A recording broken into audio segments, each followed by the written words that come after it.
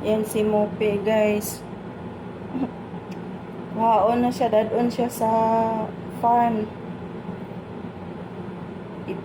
Ano na siya, sinabi na ni mama sa akin na ipakuha nito, idalhon sa probinsya, sa farm nila.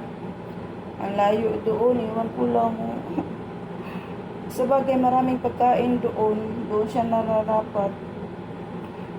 Nakakabis sa people nung kumabait siya. As in, mabait siya. Papangit ang pipi.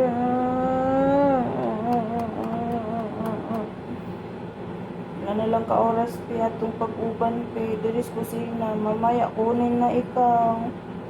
Ihatid na ikaw sa farm. Kaya doon marami ang pagkain doon.